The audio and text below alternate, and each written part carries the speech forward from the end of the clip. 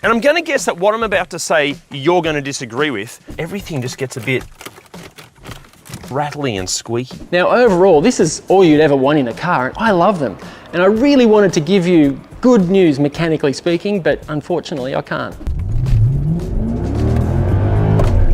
Oh, what you're looking at here, it could be one of the performance car bargains of the century. See, thanks to near catastrophic levels of depreciation, this generation of E63 has, in some cases, dropped more than $200,000 in value from when it was new. But why? What's the catch? Like, I'm sure these things tick a whole load of subjective and emotional boxes, but for something to hemorrhage a couple of $100,000 in just a decade, there must be some epic red flags, right? Well, we are about to take you through everything you're going to need to know and explain what you might be getting yourself into with one of these, starting with what goes wrong with the exterior. First of all, owners have complained that the panoramic roof, or sky view as Mercedes-Benz call it, can exhibit some creaking and cracking sounds. Now, the hot tip here is don't take it to your local Mercedes-Benz dealership to repair it, because they are going to charge an exorbitant amount of money to repair it. What you should do instead is join an owners group or jump on the forums. There are plenty of tutorials here to show you how to fix this creaking and cracking sound. It's not that big a deal. It should take a couple of hours, and it's a pretty good do-it-yourself job. And also, while we're up here, in hot climates like here in Australia, plenty of owners have complained that these plastic panels can fade or even at times delaminate. These have actually faded a little bit, but this car does spend a copious amount of time outside. Now, all E63s of this generation feature AMG's ride control suspension. They're just electronically controlled dampers that you can adjust to different settings inside the car. And so far, they're proving to be pretty bloody reliable. However, at the back, you'll find AMG specific air springs, and they can have a few issues. See, they can develop leaks so the entire back end of the vehicle ends up sagging. However, sometimes it can actually just be a hose that's popped off rather than a leak in the bag. However, it could also be a level sensor linkage issue or maybe a compressor on the way out. There's a few issues here, and most of them are going to be expensive to replace. But the hot tip here is check the aftermarket scene for replacement parts, because plenty of owners have reported that aftermarket parts are generally cheaper than the OEM stuff, last longer, and perform just as well. Now, speaking of saving money, unless you're planning on tracking your E63 all of the time, we'd be avoiding any examples that are fitted with the optional carbon ceramic brakes. Now, this is because the replacements are outrageously expensive. The cheapest quote we could find was around about $20,000. The most expensive quote we found was a smidge under $40,000. Look, we'd just be sticking with the standard rotors and pads. However, even in saying that, if you're using genuine parts, this can cost you in excess of $3,000 per pair. But again, check out the aftermarket scene, because there are bargains to be had. Oh, one more thing on the brakes as well. If the calipers are painted red, just make sure that the clear coat isn't peeling off, because that's a bit of a common issue as well. Now, this next issue is basically unheard of here in Australia, or really in any warm climate, but in really cold climates, there can be some corrosion of the rear subframe, although you'd like to think by now this issue would have been sorted. Also, this generation of E-Class has received quite a few recalls. Just make sure all those have been seen to before you hand over your cash. Oh, also I should mention, in this video, we're just going to be focusing on the AMG variants of the W212 E-Class. We'll do another video of the full E-Class range down the track. Although in saying that, everything that we're going to be covering should also relate to the normal E-Class as well. Okay, now this is an interesting one. Compared to so many other Mercedes models that we've covered, these don't seem to suffer from anywhere near the same level of exterior electronic gremlins. There are the occasional reports of central locking playing up or some power window issues, but honestly, those complaints are few and far between, and according to those that have suffered them, they're really cheap and easy to fix. Now, we'd normally say check for any misaligned panels as signs that the car has had an accident and has had some dodgy repair work done to it, but unfortunately, plenty of owners have complained that from the factory, from new, some of the panels can be misaligned, especially the boot lid. We're not talking Tesla levels of dodgy fit and finish here, but for a car that was asking $250,000 when brand new here in Australia, that's just not good enough. Actually, just on the pricing, when brand new here in Australia, these were asking anywhere from $240,000 to $260,000. Currently on the used market, they range from anywhere from about $35,000 to, at the absolute most, $80,000. So as I said at the start, that's potentially a drop of $200,000 in just 10 years. Imagine if you bought one new. Ow. However, in what could be really good news if you're looking at buying one of these on the used market, it does seem that that depreciation is really slowing down. Even with the previous generation W211, pricing seems to have flatlined of late. We'd be surprised if it ever followed the trend of cars like the BMW E39 M5 and started appreciating in value, but still, it's nice to know, well, for the moment at least, that these aren't hemorrhaging cash anymore. Also, it's interesting to note that the pre-update cars like this seem to be holding their value just as well as the post-update cars, and that's surprising considering just how dramatic the changes were between the two iterations. Obviously, there's the visual differences between the two, especially in regards to the headlights and front end treatment, and inside the dash and the center console were redesigned, but it's under the bonnet where things get really spicy. Actually, you know what? These things were already pretty bloody spicy when they first came out because the pre-update cars featured this absolute masterpiece of an engine. It's a 6.2 litre V8 known as the M156. However, from 2011, Merc dropped the 6.2 in favour of their then new 5.5 litre twin-turbo V8 known as the M157. It produced more torque and eventually more power, but for many, maybe at the cost of audible delight, and there's just something special about a German-built, naturally aspirated V8 anyway. Now, we will be delving into all of the potential mechanical issues later in the video, but which engine is better between the two? Well, that's an argument that's still up for debate. What do you think? Do you prefer the naturally aspirated one or the twin turbo one? Let us know in the comments. Now, some of our international viewers might have noticed that engine graphic and be questioning it because there was a distinct lack of the word 4MATIC mentioned, and that's because all Australian delivered E63s were rear-wheel drive only. Plus, the locally delivered wagon models, they missed out on the naturally aspirated 6.2 litre. But at least we got the wagon models at all because, as we all know and agree, fast wagons are the coolest cars ever made. Actually, fun fact for you, internationally on the used market, generally speaking, the wagons ask a premium over the sedans. So in a way, this is proof that not only are they cooler, they might also make more financial sense. Now, on top of all of that, there's a chance that every E63 you look at on the used market are going to be subtly different because, typical for Mercedes-Benz, the option list is basically endless. But if you do need all the specific details on the models and the options and all this sort of stuff, go to ReDriven.com and check out the free E63 cheat sheet because it will answer all of your questions. Now, back to the exterior, and we need to talk about the looks here. And I'm going to guess that what I'm about to say you're going to disagree with. Personally, I prefer the looks of the pre-update car. Don't get me wrong, they are both stunning looking vehicles. I don't know, I feel like the post-update, it almost looks like just an enlarged version of a C63, and it just seems almost a bit too obviously an AMG model. I feel like with the pre-update, it flies under the radar a little bit more. It's a bit more subtle. I especially love the old school Mercedes grille, and it just for me looks a bit more individual. It just looks like a really, really nice E-Class. But the best thing about that is that you've kind of got to be in the know to know it's something special, and for me, that is just the epitome of cool. Now, before we get into what can go wrong with these interiors, we do understand that this video, it might give you the impression that the E63 is just a bag of bolts waiting to go wrong in every possible way. That is simply not the case. See, lower spec E-Classes are running around Germany being used as taxis. This means that there are plenty of them out there with hundreds and hundreds of thousands of kilometers on them running just perfectly. So the E63 using the E-Class as its base platform, you'd expect that Mercedes-Benz have built the car really tough. Not to mention, when you read through the owners groups and forums, it does seem that the overwhelming response to the E63 ownership experience is completely positive. Most owners have never had an issue and they absolutely love their cars. They're not so complimentary about the dealerships, but the cars they love. Actually, we joined a whole host of owners groups and forums to do the research on this video, and a massive thank you to everybody that helped us out. But I highly recommend, if you are looking at buying one of these, jump on MB World. There's an E63 buyer's guide on there that is so comprehensive. You'll need hours and hours of your life just to trawl through it all. I know this from experience. Honestly, it's so comprehensive, it's almost too much information. But look, when it comes to interior issues, what are the big complaints? Well, the first one, it's just really disappointing on a car that has marketed itself as being a premium product and, you know, costs $250,000. It's that the interior plastics, these can feel just cheap and nasty. Even the switchgear just doesn't feel at all premium. Now, this can be even worse if the car has spent a lot of its time in the Australian climate and on Australian roads. Because of our terrible road surfaces, everything just gets a bit Yeah, a bit rattly and squeaky. Look, it's great that the interior looks incredible, both on the pre and post update, and all the materials used, they do feel premium. The ergonomics are just absolutely spot on, and even after 10 years, it still smells expensive in here.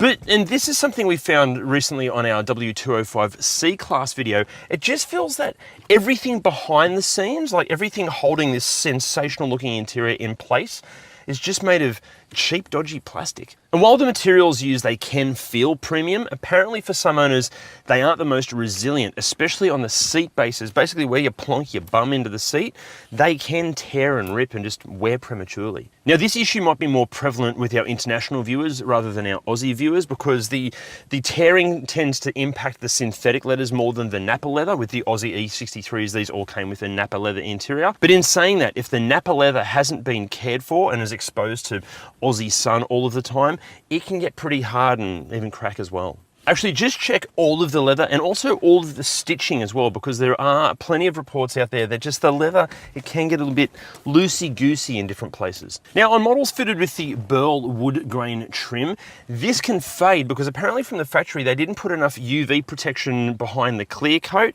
and really the only way of fixing this is to replace those trim pieces. Also, a few owners have complained of a few electrical gremlins, things like the air conditioning buttons flashing, although this might just be an issue with the compressor. And then other little buttons can have issues. For example, the control wheel here for the infotainment system, sometimes this can be responsive, sometimes it won't be. Now, to fix this, sometimes it can be as simple as a $150 part from eBay, but if you want to use Mercedes genuine parts, $800 to $1,000. And also there are just more, let's say, sporadic reports of things like the ignition switch playing up, or sometimes, as I mentioned before, the power windows can play up. Even the ventilated seats, sometimes they don't ventilate anymore, they just completely fail. But I should mention, these sorts of reports, they are few and far between, not at all common. Plus, the owners that have suffered these issues, they've also stated that fixing them was pretty cheap and easy. Although something that isn't cheap and easy to fix, and it's something that many owners have had issues with, it's the automatic digital temperature control valve. This basically means that when you adjust the temperature on the very cheap feeling buttons down here, the temperature that you request is not delivered at all. But the problem here is, to fix it, you've got to take basically the windscreen wiper assembly out, the plastic cowl at the base of the windscreen out. You've got to get into the firewall to get to this part. It's a complete nightmare and can cost all of the thousands of dollars to fix. Next up, the trapdoor that covers up the cup holders. This can fail over time, but the good news here, it's a really simple DIY project, looking about 60 bucks. Shouldn't be any more than $80 to fix this. Again, get on the owners groups and the forums. There's plenty of tutorials on how to fix this. Also, the same can be said for this little trapdoor here. Sometimes it can fail to retract properly. Again, it's a DIY project.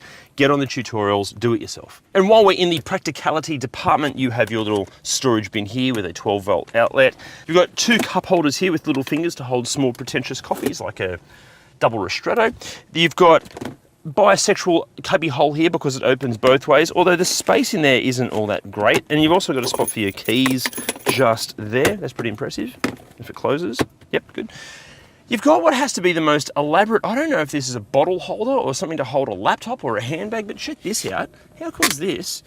That thing's adjustable. Also, you've got a net in case you go fishing and you want to store your fish somewhere. You've got a okay size glove box.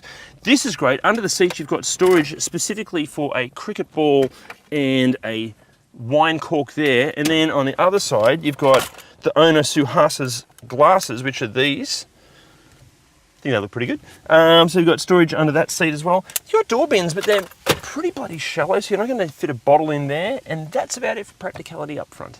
But then we get into the complaints about the infotainment system. But look, let's not get too critical here, because we are talking tech that is a decade old. That's basically ancient when you're talking technology. So I think we should cut it a little bit of slack. But look, chances are you are going to experience some issues like Bluetooth dropping out, the sat-nav absolutely sucks, and just the whole usability of it, it just feels old. Now look, obviously you can upgrade the tech, and many do, but if you are hell-bent on having Apple CarPlay and Android Auto, just please do your homework first. See, depending on the owners group and forum that you read, some out there claim that the earlier cars, they cannot be upgraded with Apple CarPlay and Android Auto. But then on the flip side, Other owners state that you can upgrade the early cars, and they have even provided videos showing CarPlay and Android Auto working perfectly. Look, the best advice we've got for you here, if you're going to upgrade the infotainment system, just get in touch with professionals. And if you're watching this from Australia, we'd highly recommend getting in touch with our mates at Automotive Superstore. Actually, the other awesome thing with Automotive Superstore is that you can just type in your rego and it will give you the full list of all the products that will suit your car.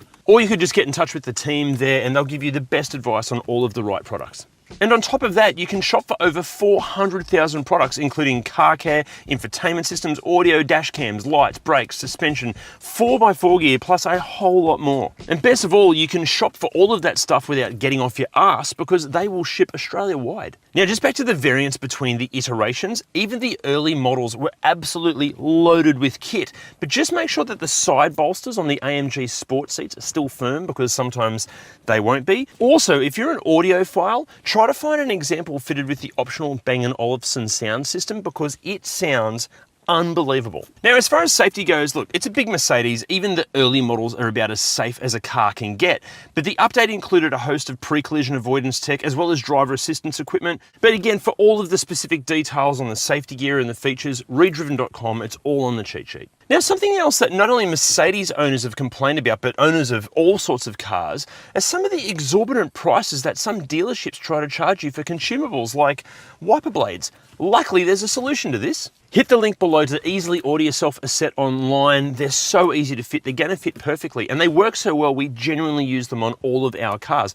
Wipertech are a great Aussie company. We love those guys so much. And also, if you order a set via that link, you're going to get 15% off and free express shipping. That is, unless your name is Suhasa and you own this car, because you're going to get a set for free. Mate, thank you so much for lending us your car. You're an absolute legend. Now, in the back seat, I'm exactly 5 centimeters shorter than Mercedes Formula One head honcho and a man that my partner would leave me for in a heartbeat, Toto Wolff. This is in my driving position and it's absolutely bloody wonderful back here. The seats are so comfy. There's a good amount of knee room, good amount of foot room. It's just such a nice place to be. Everything you touch just feels nice. Really nice back seat. Then as far as features and practicality in the back seat, you've got your own air vents there, climate controls here, storage for, I don't know what you'd put in there, mat pockets in the back here. I think these might be ventilation as well. Privacy blinds. There's door bins, but they're pathetic. They're basically for things that have one dimension. Armrest here that also has storage here and what might be the most theatrical cup holders we've ever come across. You ready? How cool is that? Love it. And then in the boot, no surprise here, it is absolutely massive. Plus you've got little hooks to hang your groceries off and even the seats fold pretty flat so you can extend even more room like that. Obviously the wagon is going to be even more practical and cooler, but for a sedan, this is super impressive. Now, it's at this point of the video that we would normally take you through the common complaints about the driving experience and what can go wrong from behind the wheel. And we're going to get to that. But first of all, let's just cover the positives because there are so many. The first obvious one is the sound of this engine. Oh, it sounds so good. What's most important, but it sounds so good no matter where in the rev range. It's just glorious. But the thing I love most about the sound of this engine, unlike so many newer cars, especially performance cars, that have had pops and crackles engineered into the gear shifts or the engine odors being plumbed through the speakers, this doesn't have any of that. This sounds genuine and authentic. And next up, and nobody ever talks about this, it's just how special these things feel no matter what speed you're doing. Pottering around town, it's so obvious that this is a really special piece of kit. It doesn't feel like some hotted up E-Class. It feels dimensions better than that. Also, the suspension is so good, possibly because this suspension still works, but it does this brilliant job of soaking up all the acne on our roads, but at the same time, through some corners, or if you're having a bit of a go, it just gives the car this solid and secure feeling, like it's bolted to the road. Even the steering, there's so much more feel to this than what I was expecting. I thought it would feel a bit vague and numb, but it doesn't. It's great. Also, I love that it completely flies under the radar. Like, you've got all of this performance and all of this dynamic ability, and yet no one looks at you, and that is awesome. And look, obviously, this is a brutally fast car. Anything that's doing 0 to the legal limit in under 4.5 seconds or thereabouts is plenty fast enough. I don't really understand why people want more power from these things, especially the twin turbo models, when they're driving them on the street most of the time. And you're not going to take this thing to the track really, because it's not really a track car. So what's the point? This is all the power you'd ever need, and it's just so enjoyable to get performance out of it. But look, we do have to talk about the negatives here, and okay, the first one is, if you're anything like me and you like flexing that right foot, yeah, flexing your right foot in this car is going to give you a hell of an experience, but it's also, it's going to drain your bank account every time you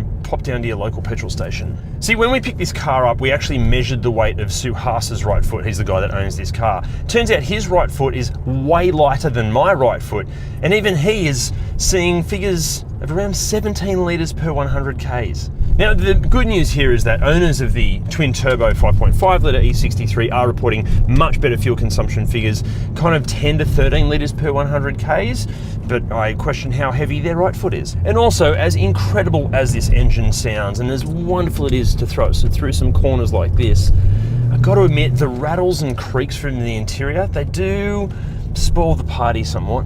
Also, listen out for any weird noises like creaking from the suspension. You'd like to think that any previous owners would have cared for the car correctly, but unfortunately some of them don't. Also, don't go expecting any, modern levels of transmission shifting speed. This thing can be a little bit hesitant, a little bit grumpy, especially around town, but look, honestly, the positives outweigh the negatives in terms of the driving experience so much, you will instantly forget about any of the problems because it's just utterly bloody wonderful to drive. But what about the mechanical concerns? Like, both of these engines are absolute powerhouses. Are they as reliable as they are enjoyable to use? Well, look, I'm afraid I can't answer that because I'm not a qualified mechanic. But you know who is? It's Jim. Now we're going to start with the post-update twin turbo. Now, the good news is this is not a hot V engine. This is old school where the turbos are down on the side. So that's actually a good thing. But that's about where the good news stops, unfortunately. One of the most hyped problems you'll see on the internet with these things is bore scoring and piston slap. It is a very real issue, but it's probably not as common as the internet would have you suggest. Basically, these are a lined aluminium bore and they just wear out prematurely, and the bore scores and the piston wears and you get horrible piston slap, which pretty much means game over for the engine, unfortunately. And you can only imagine what that would cost to replace. Now, the good news is the later models went back to the cast iron sleeves, and that pretty much mitigates that problem. Now, another widely reported issue on these is the cam phasers and upper timing chains. Basically, when they fail, they can rattle so badly that the little tone wheel on the back of them, which triggers the cam angle sensors, that can actually move out of phase because it's just pressed onto the camshaft. Now, the dealership will sell you complete new assemblies, including cams and phasers. It is very expensive, but in some cases, if it hasn't had a catastrophic failure, you can actually manipulate those tone wheels back into position, and that can fix the problem. The upper timing chain can be problematic on these. A lot of rattling sounds on startup. There is a check valve there that's supposed to keep oil pressure up to those components, but it just drains off. Now, there is a update for those valves, which does help it a little bit, but still they are prone to top end rattling on startup. These can be prone to oil pressure problems, and one of the things that can happen there, aside from timing chain issues, is premature camshaft wear and the bearings for the camshaft. The bearings for that, the top part of the bearing is actually the valve cover, so if you do have any issues there, you have to replace the whole cylinder head and the valve cover as well, and the camshaft, so yeah. That's a very expensive issue. Other oil system related problems, these are prone to getting oil and coolant cross-contamination. One of the sources of that is occasionally it's the oil cooler, but it's more often there's a rubber seal between the timing case and the block. Now that seal just basically leaks and allows oil into the water and water into the oil. Now in an engine that is prone to oil pressure and oil related issues, you can imagine if there's water in that oil, it just wreaks havoc with these things and can quite often lead to a catastrophic failure before you even realise it. So if you are looking at one of these and it has the slightest oil contamination in the coolant reservoir, just walk away, do not buy. Another common issue with these is the water pump. The plastic pulley on the front of that water pump can just basically move and go out of alignment, and then the whole belt can just come apart and cause a nasty mess up there, so keep a good eye on that. There's a lot of plastic parts in this cooling system. The thermostat housing, all the bypass hoses, the expansion tank, all of that stuff as it ages and the million heat cycles becomes really brittle. So you just be prepared to be relatively frequently replacing cooling system parts. The intercooler or the heat exchanger under the manifold, that also is prone to leakage as well, so keep an eye on that as well. And the cam position sensors, they can leak oil up into the plug connector, and that just wicks up into the wiring harness and into the ECU, and that can cause all sorts of dramas there. So you can actually buy little adapters, spacers for that wiring to prevent that happening. So if you've got a bunch of random engine issues, there might be oil in your wiring harness. Occasionally there are fuel injector issues. There are also high pressure fuel pump complications and low pressure fuel pump complications occasionally as well. Engine mounts in these things pretty soft. If you're going to launch it, they will break, and if they don't break, they just wear out and makes the whole car feel like a massage chair. Less than ideal, so yeah, be prepared to do engine mounts. Transmission's pretty robust, although if you do too many launches, it will break. There's a problem with the conductor plate, or basically it's the transmission control module in the bottom of the transmission. It's prone to failure as well, so keep an eye on that. You get a whole bunch of shifting issues and a whole bunch of warning lights here. You'll know that's gone when it's gone. These things are a pretty good tuner platform. People love tuning them, and they make immense horsepower, and which can be very, very satisfying, but the failure rate of tuned engines with these things is extremely high. So just if you want to tune it, make all the power in the world, be prepared to just spend all your money. Now the pre-update 6.2 naturally aspirated, you might think because there's no turbos there's less issues, because less to go wrong, but the sad news is there is plenty to go wrong. Now we simply don't have time to take you all through all of the problems with the 6.2, there are just way too many. If you do need to see all of those problems, go and watch the C63 video. Yeah, it's massively disheartening. Look, both of these engines, these are not for the faint-hearted. They are for the most hardcore do-it-yourselfers only, or just be prepared to pay up. Now, something else to consider before you go diving into an E63 is, for this sort of money, what else could you buy instead? Obviously, you have the arch nemesis, the BMW M5, and the wagon-shaped all-wheel drive challenger, the Audi RS6. But dig a little deeper into the less conventional options, and you have the Jaguar XFR, the Maserati Quattroporte, and the Porsche Panamera. But a quick warning, no matter which of these you're looking at, including the Merc, you're gonna need quite a few $1,000s stashed away just for a rainy day. In fact, we found a thread on a forum with owners discussing how much they recommend budgeting for to keep an E63 running perfectly. And the best case scenario, they recommend setting aside around about $3,000 a year.